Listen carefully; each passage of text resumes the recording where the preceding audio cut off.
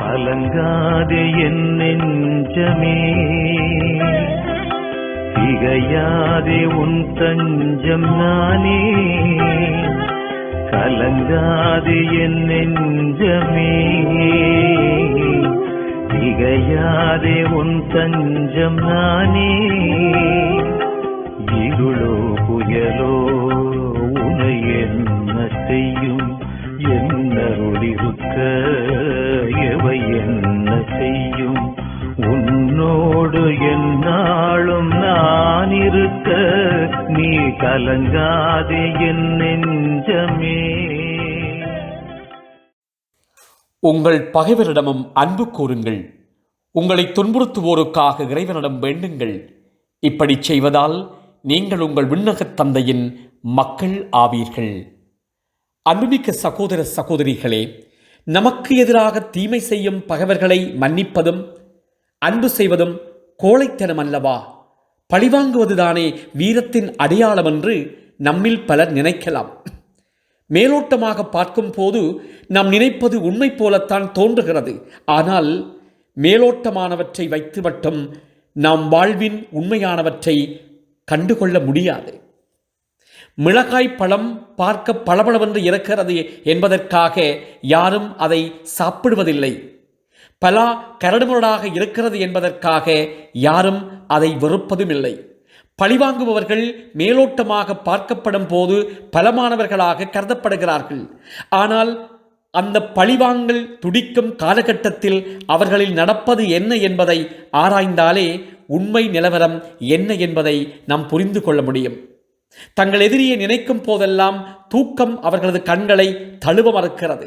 எதிரியை பற்றிய நினைப்பு அவர்களது இரத்த அழுத்தத்தின் அளவை உயர்த்தி விடுகிறது. மிகவும் மகிழ்ச்சியான நேரத்தில் கூட தங்கள் எதிரியை தற்செயலாக பார்க்க நேர்ந்தாலோ அவரை பற்றி கேள்விப்பட நேர்ந்தாலோ சோகம் அவர்களை கவ்விக்கொள்ளுகிறது. எதிரிகளை பற்றிய நினைவு இவர்களது வயிற்றை எரியச் செய்கிறது. அதாவது அது ஆற்றலை தேவையில்லாமல் செலவழித்து அவர்களை பலவீனர்களாக்குகிறது. இதற்கு மாறாக நம் நிம்மதியான நிறைவான நிலையான வாழ்வு வாழ வேண்டுமென்றால் மன்னிப்பது அவசியமாகிறது. நம் பகைவர்களை மன்னிக்கும் போது நம் மனதில் அமர்ந்து கொண்டு நம்மை துன்புறுத்தி கொண்டிருக்கும் அவர்களை நாம் தூக்கி எறிந்து விடுகிறோம். எனவே மன்னிப்பு ஒரு புண்ணியம் என்பதற்காக அதை நாம் செய்யவில்லை என்றாலும் குறைந்தபட்சம் அது நம் நல்வாழ்விற்கு அவசியமானது என்பதற்காக அதை செய்ய வேண்டும். சிந்தித்தவர்களாக இன்றைய நாளுக்குள்ளே செல்லுவோம். மன்றாடுவோமாக. அன்பான தந்தையே இறைவா, இந்த காலை வேளையில் உம்மை போற்றி புகழுகிறோம். எங்களுடைய வாழ்க்கையிலே நீங்கள் செய்து வருகிற எல்லா விதமான நன்மைகளையும் ஒரு கணம் எண்ணி மகிழ்ந்து நன்றி சொல்லுகிறோம். ஆண்டவரே, எங்கள் ஒவ்வொருவரையும் ஆசீர்வதித்தரலாம். எங்களுடைய குடும்பங்களை ஆசீர்வதியும். குடும்பங்களுக்குள்ளே ஏற்படுகிற பிரச்சனைகள் வன்முறைகள் மத்தியிலே அமைதியையும் அன்பையும் எங்கள் ஒவ்வொருவருக்கும் பரிசாக தாரும்.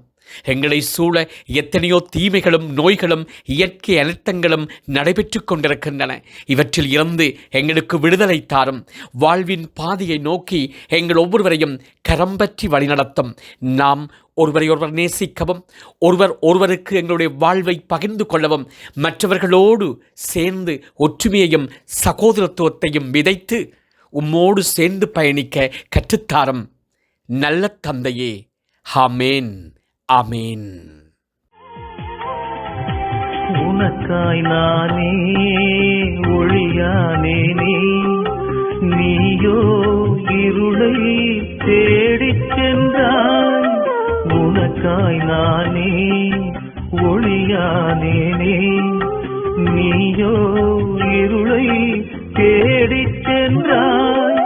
நானே வழியல்லவா வாழ்வை தந்தே உனக்கல்லவா.